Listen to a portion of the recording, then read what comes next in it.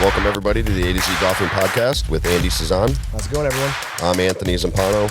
Few days back from Las Vegas, Nevada. Yeah. 80-degree weather, almost no wind. I mean, I don't think I've experienced that in a February. In Vegas? In Vegas, ever. And I think I've been there probably 6 or 7 times. In this time of year? Yeah, normally for the Super Bowl or when I used to go with like my uncle for some of his business trips, they'd always be around this time because you have like the builder show or you have the trade shows and other things going on. So, I mean, dry as a bone. I was talking to George about it, and they were looking on their phones, 15% humidity out there. And for anybody that knows me, when you have olive skin and you basically tan, even if it's like 40 degrees outside and sunny, the fact that my skin was turning white, it looked like I had scales. It was brutal. There wasn't an amount of lotion that I could put on. Yeah, I definitely got sunburn on my face. My lips were all trapped. I tried to... Chapped. I tried to get into a breakfast burrito the second day. My lips just cracked all the way across. I went straight to the pro shop and said, I need whatever lip stuff you guys have. And he's like, it's $3. I'm like, I would pay you $20 right now if you just give me whatever you have back there. That's the funny, like you keep putting it on. Yeah. And then because it's so dry, unfortunately, you're like licking your lips and you're looking for more moisture all the time. Yeah. It was crazy, but had a great time. 2,600 photos. you compiled over 4 days, 3 days. Yeah. Friday, Saturday, Sunday. 4 days. Yeah. I didn't really add. Well, you didn't take them on your camera on Monday, did you? No, I just took them on my phone. On your phone. At Cascada. I haven't even added those to the list yet, though, but there weren't as many that day. There was more video that day. It's okay. You'll have 2 weeks before Rob hears this, so he's not going to push you to load the phone ones up too fast. That's good to know. So, we kind of talked about it when we did a Instagram Live, but your impressions overall, best thing that came out of Vegas for you? I said on the Instagram Live, first off, the pictures turned out great. I'm still editing them up. But the Super Bowl party at the end was my favorite part because we get to sit down, kind of have a one-on-one with a lot of the people that came, get to know them a little bit better, sit down, have a party with them. So that was the best part for me. How about you? You know, for me, we went there last year, and I thought Paiute was in probably the best condition I think I had seen it. Last year was, I think, my third time going there. Not that it wasn't ever in bad condition. It was just, I never got to see it all as a whole. So it was always kind of like one thing or another. But I've said it a couple times now recently, to have 3 golf courses that are speed, condition, that are the same, to where you're playing a tournament there, to where from one course to the other, there might be differences, but speed-wise, everything is consistent. You can really get dialed in as a player to know that, hey, one green, this course's greens are slower than the other ones and stuff like that. I think that's a testament to them. Jeff Cordino over there and everybody, their ability to keep that golf course in the condition that it is all the time has been simply amazing working with them over the last couple of years. Yeah, I mean, it's definitely a lot of greens that they got to take care of and to keep them all similar. I mean, 54 of them to be exact. Everyone, thank you for the math. You're welcome. That's what I'm here for. Okay. Part of being in construction. Gotcha. Yeah. Everyone was saying they were kind of quick, but at least all of them were quick. It wasn't. I didn't hear a single person say, "Oh, this course was slow." That course. Everyone said, they were consistently quick all the way around. Mm-hmm. Kind of springboardy. You got to kind of aim for the front of the green, let it bounce back on. Yep. Check was a little bit tough, but at least it was consistent for every single hole. It sounded like. I completely agree, and I think that goes along the lines of what I was saying. Once you are at a place and if you're having a competition and guys can understand what they're up against and what they're going to be going for. Now, this is the beauty of this podcast is that we're able to bring somebody in that was on this trip, that has been on other trips, and he will be able to go, and we'll talk a little bit more about Vegas here. We're going to bring in a fine gentleman and a scholar from Fort Worth, Texas, Mr. Burke Davis. Gentlemen, thank you. How are you? We're fantastic. Now, listen, Andy should really lead you in, right? Because you two have this relationship that you know what? I'm just a part of it, and I love it. You two have turned into, if I'm saying this correctly, you started talking, you turned into friends. Now you guys are turning into great friends. It seems like every time I see you guys, Burke's leaning down to take a photo with you. I'm telling him to stand up straight. So tell me, I want to start with, how did this start? How did Andy and Burke start? Yeah, Burke, do you want me to do it, or you want to take that one? So go ahead. Yeah. So last year we did the Whistling Straits American Club tournament, and I was looking for a partner. I've never played those courses, and I wanted to get out there and play them. I was having a little trouble finding a partner. I had a couple, and they kept bouncing out on me. So I put an ISO out on the one of the swag sites. I don't remember which one, because the unofficial I don't think was started back then. It might have been the official or just the buy sell trade one. But I put an ISO out. Hey, we're going here. Is anyone interested in coming? I had a few people reach out to me, and Burke was one of them, and I jumped on it as soon as I could. The rest is history. Then we partnered up. Yeah. I might have had, as we've talked about on this show before, might have had a couple too many to drink on the last 18 for us. So Burke, for you, what was it? Was it just obviously you guys started talking? You came to the American Club, you came up to Kohler and everything. But I mean, even more so, I know you guys keep in touch with one another a lot, and you guys, talk a lot about different things and stuff. So where was it for you? Was it just like giving it a shot? Is that what you wanted to do? Yeah. When I saw this post come up, obviously it was for Whistling Straits, and that was a bucket list for me. And one thing Andy didn't mention, the cool thing is I used to play a tournament up there. I played it 3 years in a row with a buddy of mine that belonged to a club up there called Itasca, which I'm sure you're aware of. Mm-hmm. And it's their big tournament called the Powwow up there. And so I was talking with Andy, and I was discussing it with him, and it was literally the day that he went to meet with the pro to sign up for membership is the day I talked to him about Itasca. So it was crazy. So he picked my brain about the course, asked me a little bit if he thought it was a good enough track to actually join. I told him I absolutely loved it up there. I thought the course was great. And so, right away we had that in common, and then it just snowballed from there. And then, when he said, "Hey, you're in," I mean, I couldn't have been happier. Flew up there, met him on the course, and the rest is history. It was, which I'm sure we'll get a little more into, but what an amazing few days. Yeah, to me it was kind of a sign that he'd played Itasca, and I just met with the pro like you said that day, and as soon as he was like, "Oh, he asked where I was from," I said Illinois. He's like, "Oh, I used to play at Itasca there," and I was like, "That's insane!" Like I just It's a small world. I just left an hour ago talking to the pro. Phil, yep. Yeah, because if I'm not mistaken, I'm pretty certain this happened. That same night we did a recording for the podcast.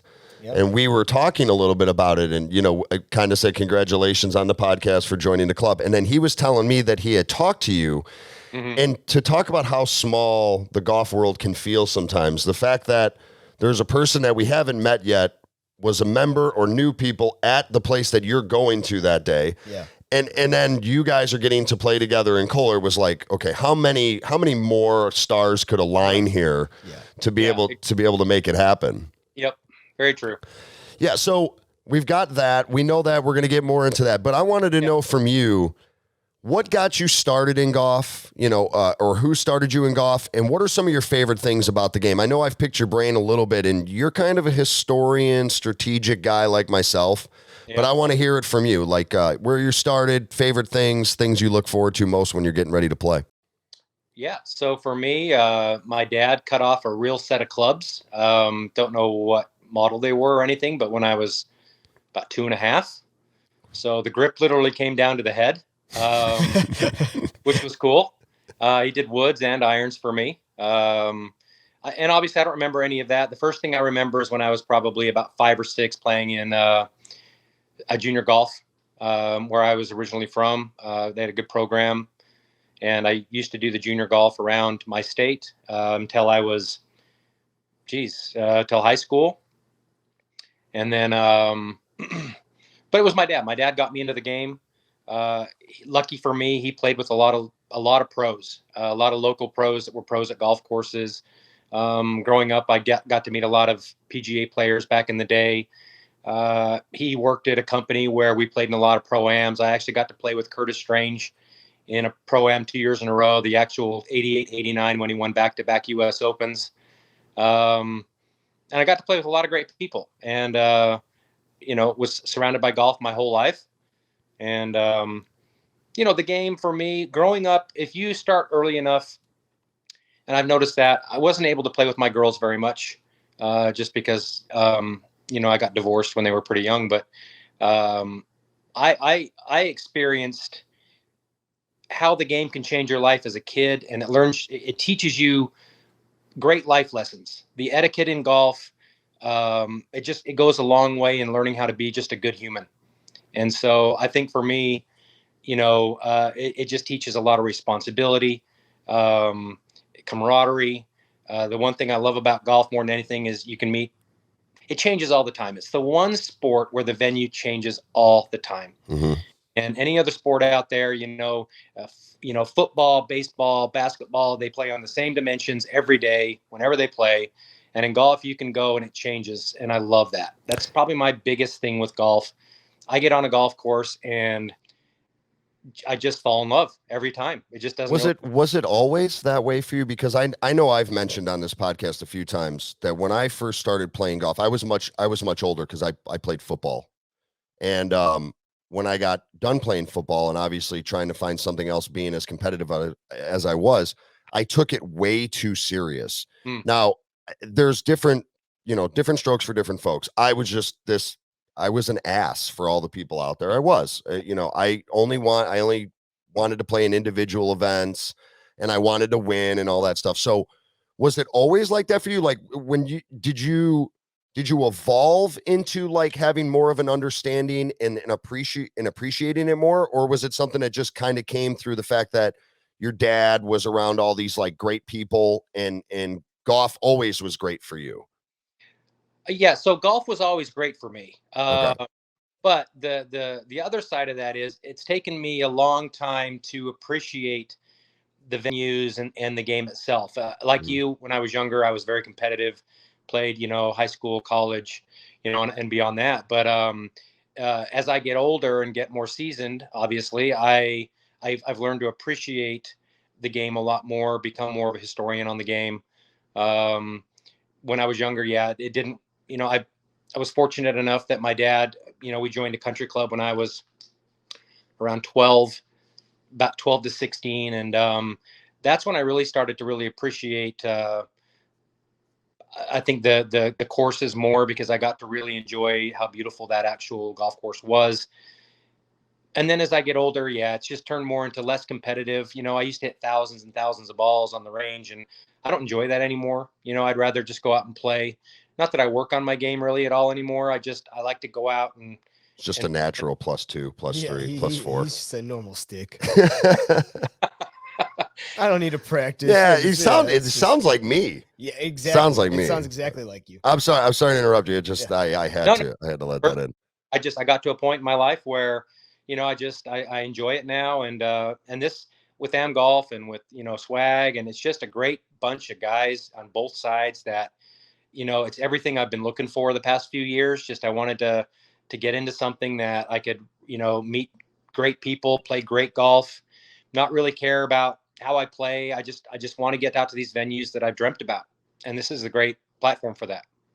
Yeah. And I think we're very fortunate to be able to give somebody like you that has had so many experiences in golf already for us to give you the opportunity to do new experiences, right? I mean, I think for us, we don't meet too many people.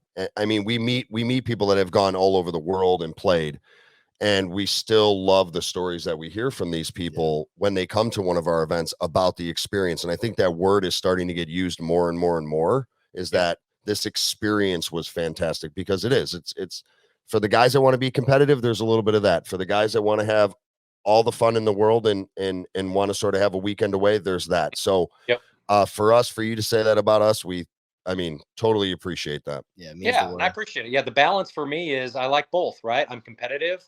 I try to look at the scores as we're playing, want to see kind of where we're at, if there's a chance for us to pull it out or get close.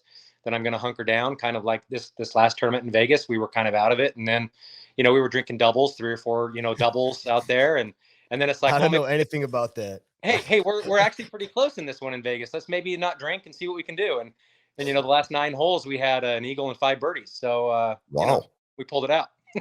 You turned out 2 skins in that too, right? yeah, I did. Yeah. What was that, like $1,300? So it was it was holy cow, or something for the 2 skins. Rich won a skin on his own. Rich was great. Well, I'll tell you, none of us, I don't think anyone likes to start on a par 3 in a scramble, especially a long one.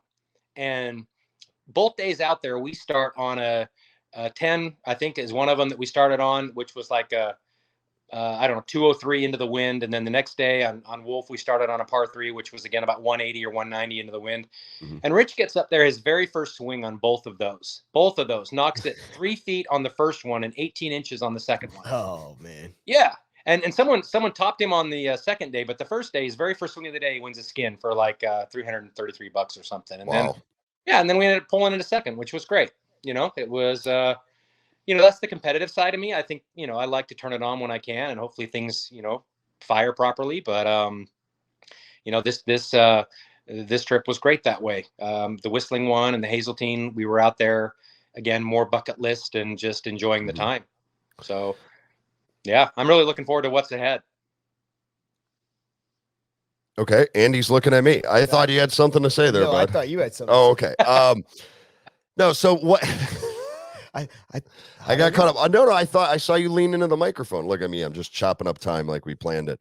I got to play with Rich over at Wolf Creek. Wolf Creek. And apologies. I was like trying to breathe. Andy's got me working on my breathing too. So I don't know if I'm supposed to go for oxygen or not go for oxygen. No, just straight 30 to 40 minutes of no air. You know what? Like Burke with you at Whistling Straits, just a guy from Boston that wanted to be a part of something comes out, gets one of the best people that you could possibly get to be his partner. Thank you. And everything across the board, from playing with him on Friday to his experience to I think he was even trying to like switch days so he could play on Monday and Tuesday. Like he was doing so many things. To see somebody like that, just take a chance. You know, a solo guy, take a chance, come out there. Now he's got 87 new friends, people that he can talk to. That is what is best about what we do at AM Golf Trips. And from you, I know some of the stories. Like you just told a story, obviously you partnering up with Andy and Andy basically apologizing to you for the last year about me getting him hammered. What are some of your favorite stories from the events that you've been at so far? Wow. So my first one was Whistling, and everything about that trip was absolutely amazing. Even the day where we couldn't see the white tees in front of us was absolutely beautiful. Only happens 3 times a year at Kohler. Yeah. And I mean, the fact that, I got to know Rob and Matt and y'all well enough to, I did put it out there that, hey, if there's a chance, and I think it was maybe Doug that bowed out for the second day at Whistling, and Rob was like, hey, if you can change your flights, we'd love for you to play. So it was Z. It was actually me. Z had to get. Oh, it was you? Back to work. Yeah, I had to go back to work. Yeah. Okay. And Doug was originally playing. Yeah. And then he stayed, and then it was me. I missed the hole in one. I know. Yeah. Well, yeah, exactly. That was unbelievable. I don't know that I could put one thing on that particular trip. It all just from beginning to end, the rounds, the fog, the beautiful day on the next day. Unfortunately, we missed the actual seeing of the hole in one, but we didn't even hear it. I think we got so many drinks in us at the turn that we kind of felt and didn't even know about it until later on. But yeah, the round with you out there where Andy kind of, a little tipsy out there. I still, the funniest thing ever is hole number 9. That will just go down in infamy as probably one of the funniest holes I've ever played, and best holes. He's sitting in the middle of the fairway, completely foggy, and the caddy says, just go at the pin. And Andy looks, and it takes him a second. It's in that video. And he's like, what pin? And then he ends up about 100 yards left on top of the hill with the billy goats. And oh yeah. Can't see anything up there. And, that whole trip was amazing. And then, then my next one would have been Hazeltine. And again, another bucket list course, very old school course. Amazing to get out there and play it. Met a lot of new guys out there. My partner Pablo had a chance to come out for the first time and experience it. And then, this one here in Vegas, I love how they do it, how they separate, the destinations from the four balls, and, you can get a little more competitive in some of them. And the fact that you guys just work so hard and organizing these tournaments and getting to these places that for me, I can't, all of them are, I wish I had, unlimited time and money just to go out to all these, but you just play what you can. It's unbelievable. Yeah, I think that's sort of the idea behind it is, for us, it's we want people to just get there, right? We don't want them to worry about anything else. The a la carte system is, hey, if you want to come out a day early, you want to stay a day later, you want to do all this stuff. So for us, it's as much fun planning and putting forth the effort so that when we get there, it basically is just here it is. Like, right, there's really not much. I mean, Rob sends a text message every 3 hours. There's an email every 2 days. That's true. So if you're not prepared for what's coming, you got some serious, like, you've either neglected the last 6 months of your life, or you forgot your email address. Yes, you have, or your phone number. Yeah. So which one is catching your eye next? Oh my gosh. You have to know. Pebble. I know. I want to hear it. I know which one it is. The hay. Yeah. So that is. Are you like Z? Are you bringing your standards down so that way when you get there that it's just popped up, or you're going just straight up? It's going to be Pebble Beach. Me? Yeah. Oh no. Yeah. No. My expectations have been so high for so long that it's. I'm not going to be let down at all. I just, I am, every day I think about it. Every day I'm just like, I can't wait. I'm talking to my buddy Pablo about it every day. He's getting pumped. We're going to stand on that first tee and the butterflies, all that stuff. Spyglass, again, one of those that, I've played golf my whole life, 49 years now. So never been out there, never experienced it, always wanted to. My dad, I did have one amazing experience, a lot of amazing experiences growing up, but my dad took me to St. Andrews for my high school graduation. So wow, that trip was, I'll never forget it. Back in the day where we didn't have tee times, we had a B&B up the road from the martyr statue, got in at midnight, walked down to the starter at 6 a.m., asked him if we could get on. It was 30 pounds back then, $16. We handed the money. He grabs us a ticket, rips it, and says, "You're on the first tee." And we did that for a solid 9 days. Oh, wow. Tee time, nothing back then. This is back, back in the day. But this is going to be like that to me. Like, it's just one of those where it's been a dream of mine, and to experience it with guys like you and with my buddy, and I can't wait. It's like a kid for Christmas. I'm ready. Let's go. Let's go. Let's get there. Personally, I don't know what everyone's so excited about. I heard it's a goat track. So overrated, huh? Listen, okay. If we're 5 weeks away, if I start now, I'm going to get nothing accomplished at my regular job. Right. And I'm probably going to fly out there and spend every single penny I have in the bank right now just to wait for everybody to get there. So no, it's going to be awesome. And you nailed it right on it. There's so many great people that we're going to get to enjoy it with. Yeah. Right. The hay it's the short course out there. And actually what I like that we're doing is we're splitting it. So like there's going to be a group that plays it one day, and then there's going to be a group that plays it the next day. But the cool part about it is that it's so centrally located that the people that aren't playing it are going to be there probably to watch those people, and then vice versa. Sure. Right. So another opportunity where you have 60 plus people around each other all the time. You're meeting new people. You're seeing possibly the same people you've seen, and you're just continuing to build relationships, which I think is fantastic. I agree. Yeah, and we have a lot of families coming too, so it's nice. We can meet the families of people we don't know, get to know them a little bit more, and go from there. That's how I feel with everyone that's coming to these. Like, we're starting to see repeat faces, and everyone's becoming my family, just as I'm extending my family to them. Yeah, Sure. just don't throw the new family under the bus, okay? I'm not Just the new don't, family. not the new Just, family. I'm not The throwing old my wife family, under you the throw bus them under the anymore. bus. Yeah, Exactly.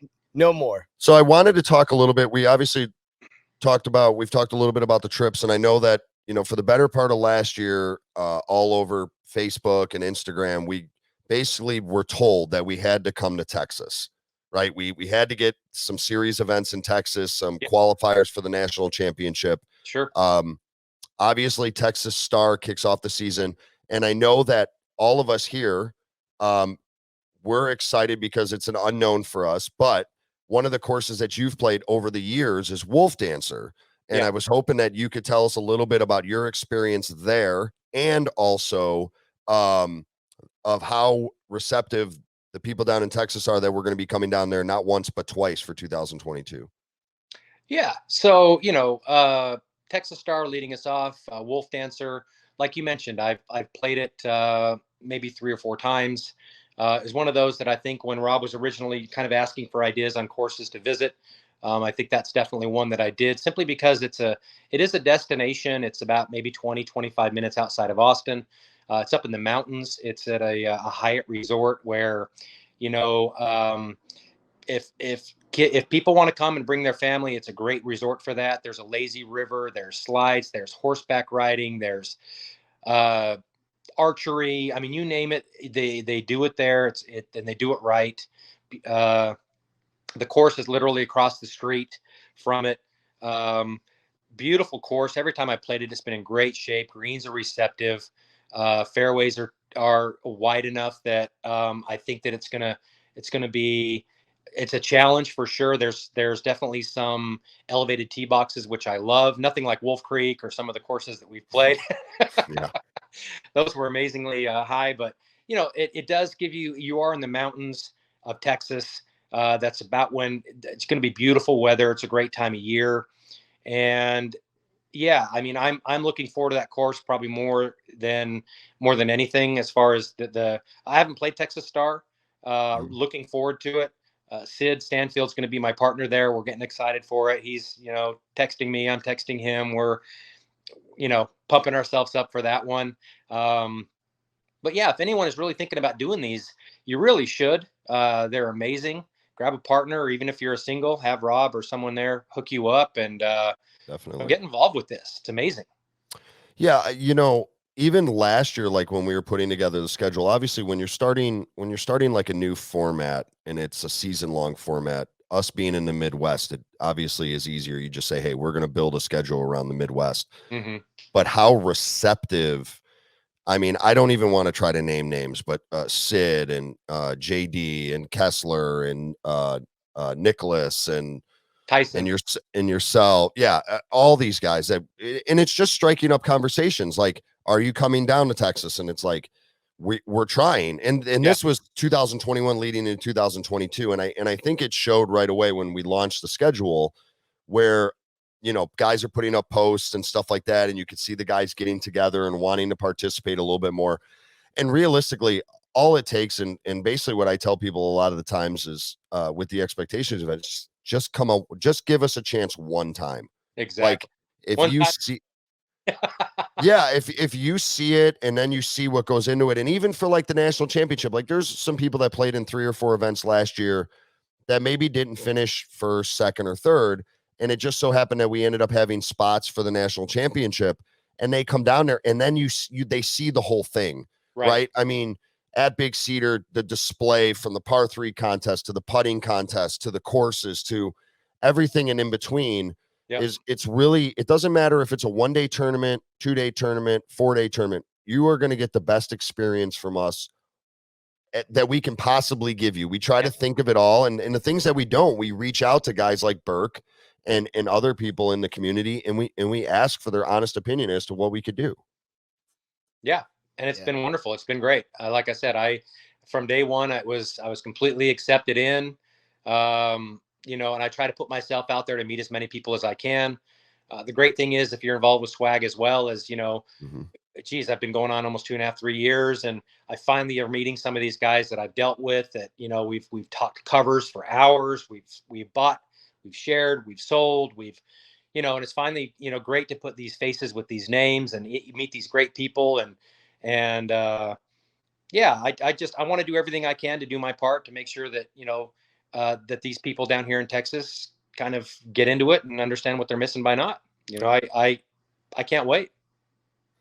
What kind of so the weather? I've never been to Texas in my life. What kind of weather do we expect in April out that way? Yeah, so hopefully, we should be. It's in Austin, so you won't get the humidity of Houston. We don't get it like up here in Fort Worth where I'm at, like they do down there. But it is, it's obviously not 12% like Vegas. Which, by the way, my lips were cracking too. I bought Oh, the $3 chapstick as well. yeah, it was so I bad. had no choice but to do that. But you're probably looking definitely in the low 80s. It's going to be perfect. We are in a valley in the mountains for wolf dancers, so it's probably not going to be very windy up there. With Dallas, you never know. It could be, you know, it's not ever going to be like super windy typically, but again, both of those are probably going to be in the high 70s to low 80s. It's going to be perfect time of year to play golf. April in Texas is amazing. And it's funny because my wife this morning, no joke, we're laying in bed. She's like, Tell us more. oh yeah. She's like, all right, I found out where we're gonna go this year on our family vacation. Last year we went to Alabama and we did Disney, but she's like, this year I know where I want to go. I was like, where do you want to go? She's like, I want to go to Austin. I was like, how did you come up with Austin? She's like, I just picked spots. So she wants to go to Austin. I'm like, well, I got a time of year we can go for you in April. I was like, it kind of works out for everyone here. So There you go. we And might look into that. you got to go down the freeway a little bit to New Braunfels and go to the #1 water park in the world at Schlitterbahn. Yeah, I mean, you sold me. It's perfect for the kids. Yeah, Perfect. it sounds great. So now I just got to work on the time of year for her. So April will work. I want to circle real quick. I want to circle back to something. A lot of this that we've been talking about has been, we've all been brought together in regards to the people that we're meeting now at some of these events through the swag golf community. And I know that's how you two met. Yep. And, since Hazeltine and also this past weekend in Vegas, there's too many to name and just all, I'm not going to even try to name all the people, but to see the community start to come to events and be a part of it and sort of branch out and from finally meeting Jake Strickland. I think I've been talking to Jake Strickland for 2.5 years. Same here. To finally get to meet him and then him bringing some of his friends, and one of them ends up being assistant pro or an assistant general manager at the Big Sky Place resort. Wow. But just all of this, for you as well, somebody out there, your impressions on the swag golf community and how it's been coming since, we've kind of been this platform that's kind of yielded this to where guys can start coming together and start doing stuff away from the keyboard. Yeah. So really, I mean, in this past year, it's been unbelievable. It's gone from a community of buying and selling to literally people wanting to meet each other and go out to venues and play golf with each other, which has been amazing. I guess it's how you look at it. Unfortunately or fortunately, I wasn't able to go to the one in Houston because we were doing this in Vegas, right? So they kind of scheduled it at the same weekend. But they had a great turnout. Kessler took them all to his club. Taylor Dio was awesome at organizing everything for them. Another great swag guy. He's the GM out there. JD's down there. Obviously, I haven't met him yet, but obviously we've talked somewhat.